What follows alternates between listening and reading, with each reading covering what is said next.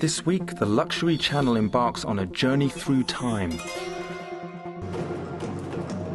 We attend the Star Hill Gallery Watch of the Year Awards in Kuala Lumpur, Malaysia, the luxury wristwatch industry's most keenly anticipated awards ceremony. We go behind the scenes to experience the unfolding drama of the competition as the world's leading luxury wristwatch houses vie for some of the most important awards that the industry has to offer. I've been 47 years in the watch business, so I'm very critical of what I see. I need to be emotionally turned on by the piece, but at the same time I have to try to figure out whether the watch is relevant. We ask why it is that the love of the skillfully crafted wristwatch is such a growing worldwide phenomenon. I think they are a really unique expression of the micromechanical genius of human hands. The watch really reflects your personality. The watch is a way of showing the other people what we are. A watch is alive. It's alive. 24 hours, like us. We never stop. Our heart, we cannot switch our heart. A watch is the same thing. Through the eyes of both collectors and watchmakers themselves, we are introduced to some of the most complex, beautiful and costly wristwatches available today. This watch is €1 million. Quite complicated. It's about 650 components in the watch. We have a watch which is 18 karat gold, we have in white, we have in yellow, diamond studded. We have produced only 15 pieces, so it's quite a limited series of watches. We discover the astonishing story behind the art of time and the history of man's obsession with and love of horology, the science of measuring time. In the world of watchmaking, we were trying to create the most precise, the most reliable movement. And one day quartz came along. And there was no reason whatsoever for us to create mechanical movements anymore. But what is amazing is that the mechanical movement came back in the same form it used to be 100 years ago. It's as if painters rebelled against photographers and started again painting reality. We also attend one of the world's most prestigious celebrations of the fine art of horology in Kuala Lumpur, Malaysia, the Journey Through Time Festival. The world of movies and films have Cannes and Venice film festivals. Clothing fashion has fashion weeks in New York, Paris and Milan. The global watch industry has here and only here in Malaysia, the heart of Kuala Lumpur, a journey through time.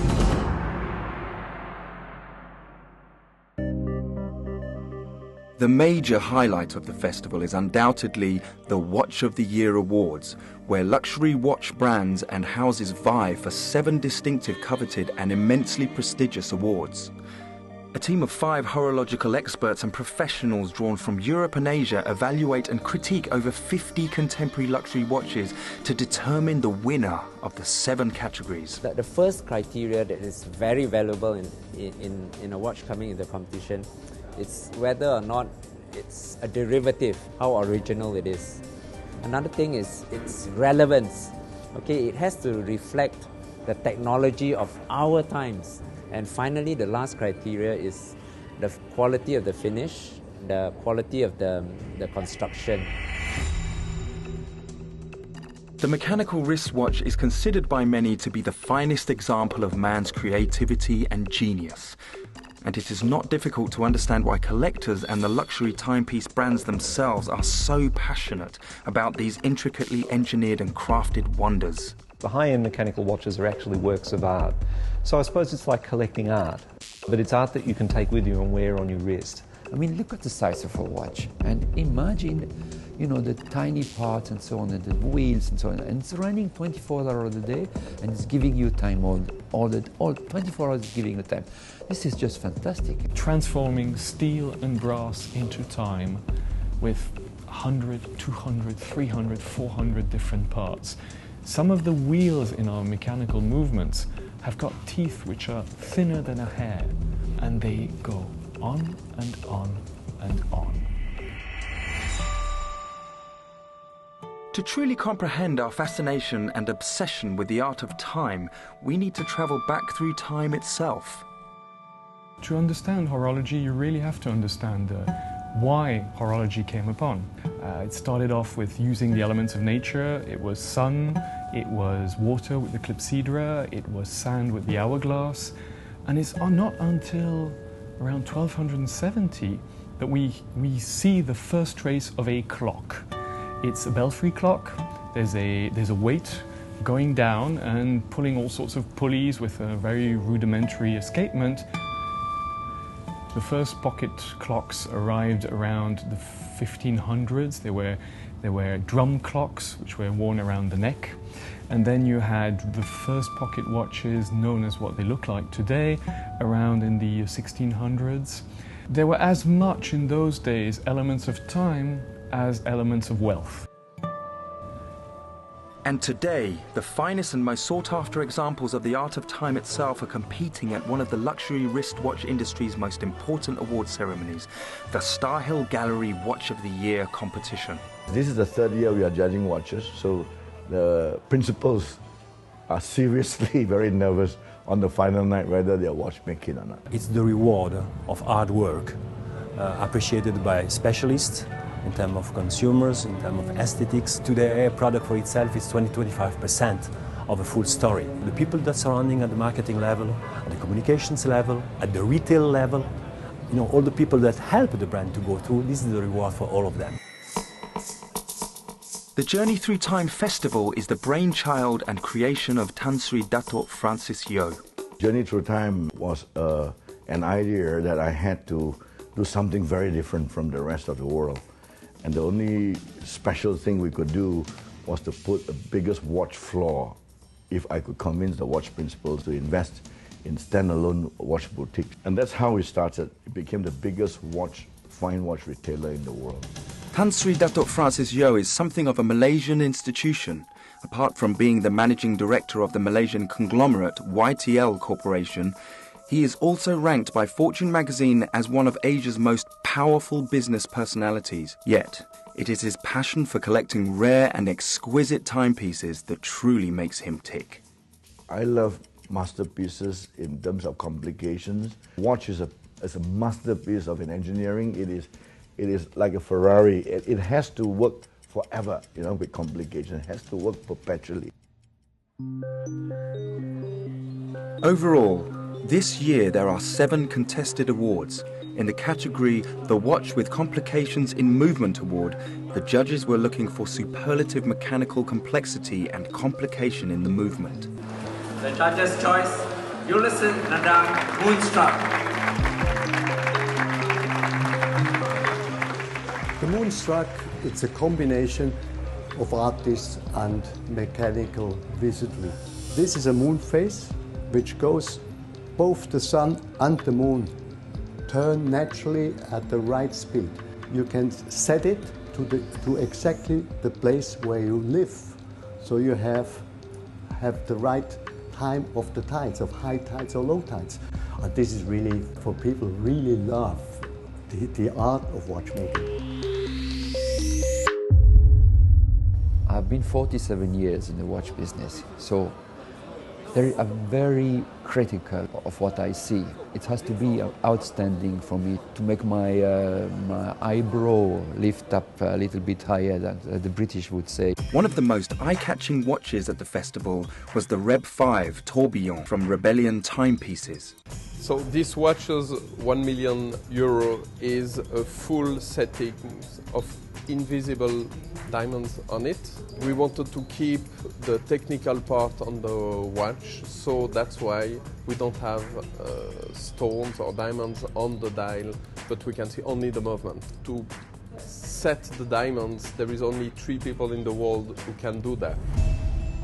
Another wristwatch that touched down for the competition is the Romain Jerome Moondust DNA. If you look at the dial of the watch, this is actually the moon dust obtained from the moon. It's a real moon dust. This is a carbon fiber here, and below this carbon fiber is actually the fragment of the metal from the Apollo 11, which touched on the moon in 1969.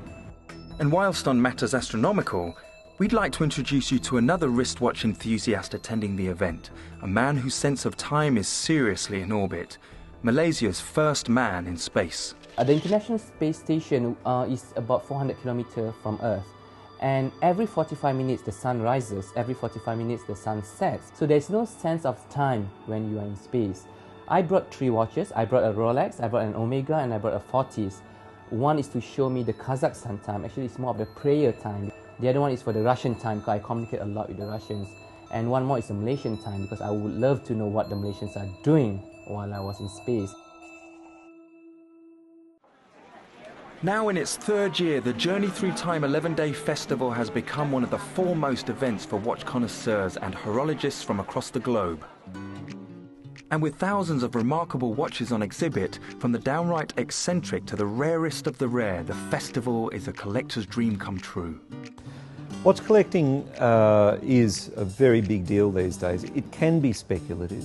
I suppose it's a little bit like the art market in that it's very difficult to get your hands on those hot items. One of the things that men and maybe some women really value and about watch collecting at the present moment is because it's a very nascent, very evolving hobby. Unlike stamp collecting and the collecting of antique cars, paintings, which have very focused, defined lines. Watch collecting is more about enjoying wearing the watch, enjoying talking about it, enjoying sharing the passion. And one way to do it is to try to find the artistic component in a watch. To appreciate the watch collector's passion for the art of time, we need to look back to the emergence of the first truly complex timepiece. The real first breakthrough in timekeeping came from the battles on the seas. People think today that the Swiss are at the base of horology. They're not. It's the English. They were battling to capture the most colonies around the world. Hence, they needed on their boats extremely reliable timekeepers, because otherwise they couldn't measure longitude. If you didn't have a precise clock, you could miss your island, you could miss your goal by not only a mile, but maybe 100 miles. It was one lonely watchmaker who found it, a Mr. Harrison, an English watchmaker, who spent his whole life creating 4 clocks, one more precise than the other. In every one of those clocks, there are evolutions and revolutions which are still today used in modern watchmaking. And it's the complexities of modern mechanical watchmaking that excites one of our judges in particular. I need to be emotionally turned on by the piece, but at the same time I have to try to figure out whether this piece has also some consistency, whether the watch is relevant. According to a criterion that could be the overall mechanic of the piece, is the watch adding something new to the horological world, but not necessarily in the mechanics. It can be in the aesthetics, in the concept that is designed. And for some of the best examples of modern mechanical watchmaking, you need to look no further than the winner of the Favourite Men's Watch Award. And the winner is Scotland's H&S 08. We wanted to create something really new. To apply the design world in a watch, you need to rebuild a movement. And we have rebuilt movement around a new way to display time. The art of making a watch is also something really important. So displaying time in a new way is really a link between features and shape. The wristwatch has come a long way since the very first time man strapped a pocket watch to his wrist. The first wristwatches arrived beginning of the 20th century, I think very much with the First World War. Basically the aviators were the first ones to come out with needing that. They couldn't come out with their pocket watch while they were flying their plane, so they had these strapped on a great big pocket watch on their wrist. And then in the 1920s, the first automatic watch, meaning up till then you had to wind it up. It was really becoming common around the 50s.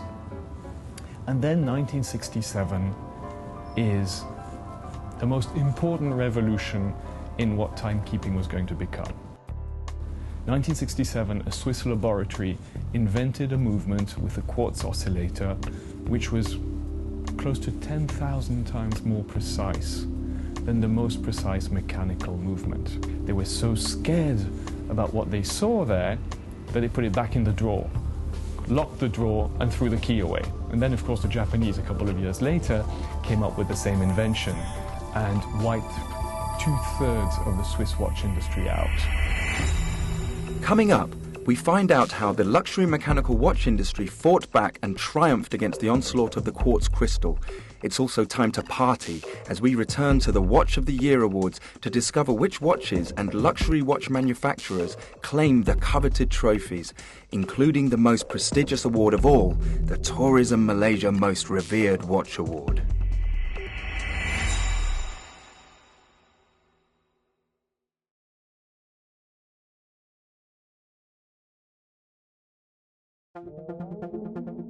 The Journey Through Time Festival in Kuala Lumpur, Malaysia culminates in the Watch of the Year ceremony.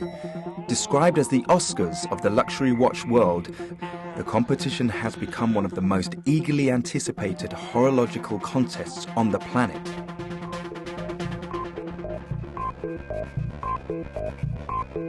An important and much anticipated category is the Active Lifestyle Watch Award. Awarded to the watch which in the judge's opinion demonstrates the very finest in technological excellence, allowing the timepiece to withstand extreme environmental conditions. Award for the Active Lifestyles Watch category goes to the Omega Seamaster Clock Prof 1200 millimeters. Congratulations. The Omega Seamaster Plo Prof is water resistant to an astounding 1200 meters.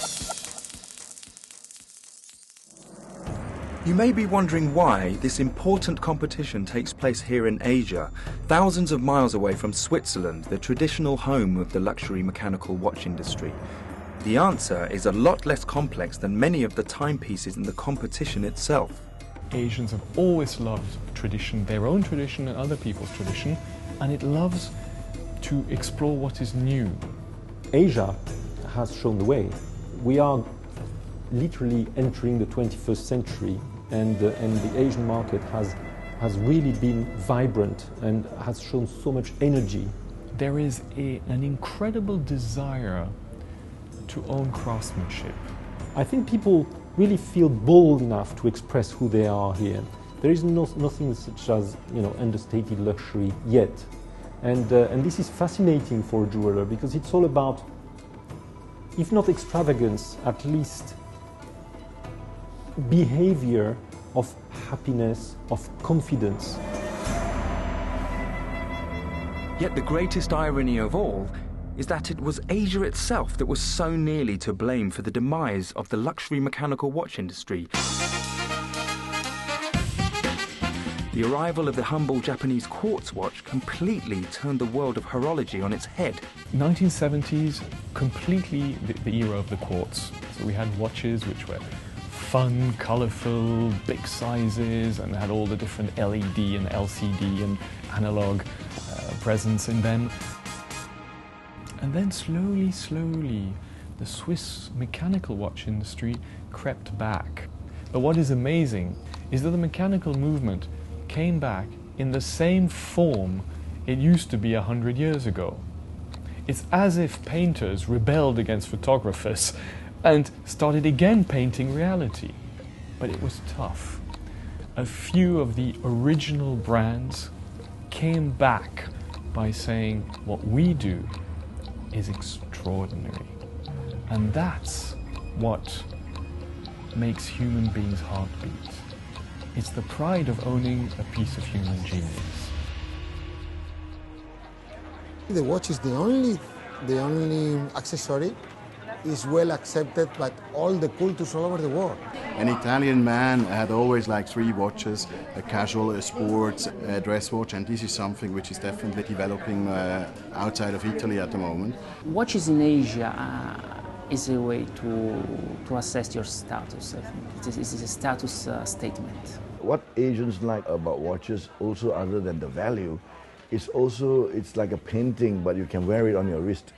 You can't carry a Picasso everywhere and advertise that you own a Picasso or a Maltese or a Monet. It tells a statement of who you are. The Journey Through Time Festival is so much more than the sum of its parts.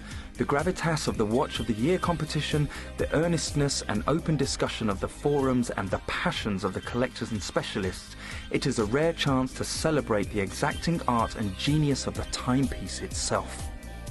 And of course, there's always the opportunity to let your hair down.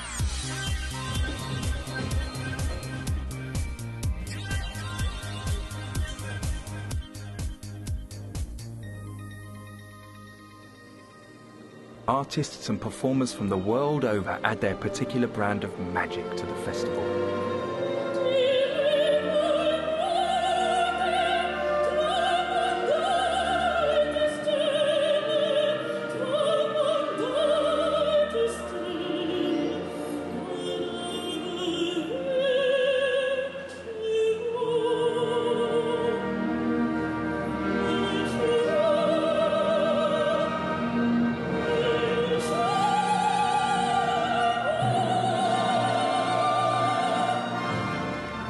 It is exciting to come somewhere completely new, and I think it's something that you always look forward to.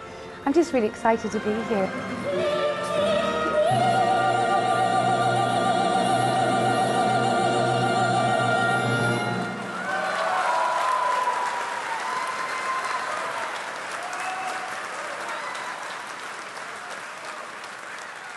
I think a watch is, you know, it's the main piece of jewellery that a man wears. And I think as well for a woman, it's the one thing that you wear constantly. It probably takes more passion to choose a really lovely watch. You can really feel the emotion, what kind of watch you're wearing. If I'm going for a meeting, I want a big watch. Even my eyes is like that, you know, I can see the time. This is how I have that watch. But when I'm going out, hanging out, I want it a little bit shiny with a little diamond when you dance and things, you know, that's little sparkle things. And this year, the favourite Ladies' Watch Award goes to the Badat & Co. 384. Sophisticated and pure, the Badat & Co. 384 is immediately recognisable by its slender, elongated tonneau-shaped case, waisted at 6 and 12 o'clock. The complication for Badat & Co. is more on the outside of the design. I think that is this kind of elegance that a woman now is looking for in a watch.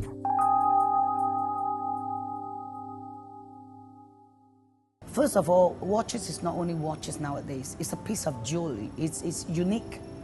You know, you can actually tell what kind of watches a lady or a man is wearing, their character. It has to be a quality product, something that is going to really show off your masculinity. I mean, how do women feel about men's watches? I mean, do you look at a man's watch and do you judge him on his watch?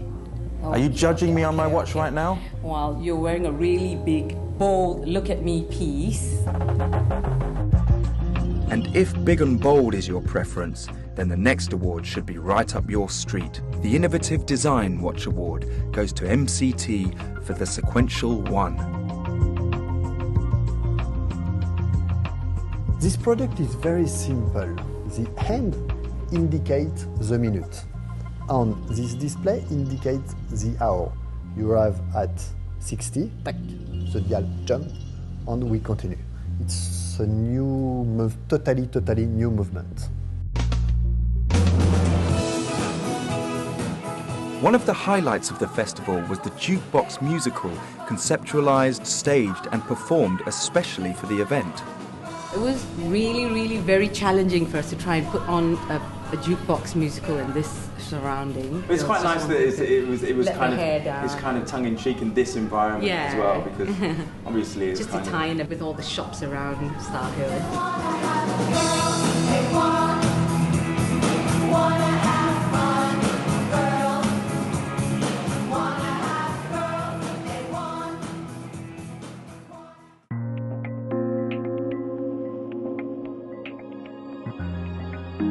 YTL Spirit of Classical Art Award was chosen from the top 10 favourites of the panel of judges and celebrates YTL's spirit of classical craftsmanship.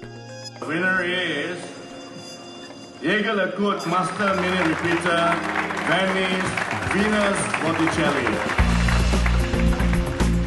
The hand-enameled dial on this exquisite timepiece is inspired by paintings of the goddess Venus and is a one-of-a-kind creation.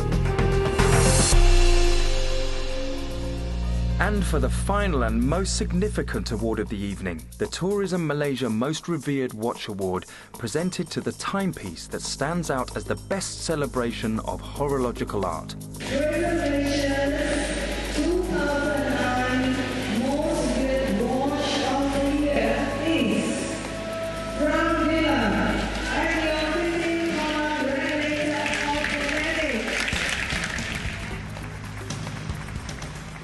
This watch is a very special watch because, you know, a part of being one of the biggest novelties of this year was a big challenge for myself. And then I was thinking, what can I do in a simple way to show the essential information but in a nice design way. Then you have the hour hand on the top, the minute hand on the center, and the second hand on down at 6 on the watch. It's a very nice watch, very exclusive, very rare, but giving you the very simple essential information. This year, the Journey Through Time Festival was attended by over 100,000 people, an extraordinary and fitting testament to the timeless world of horological genius, the art of time itself.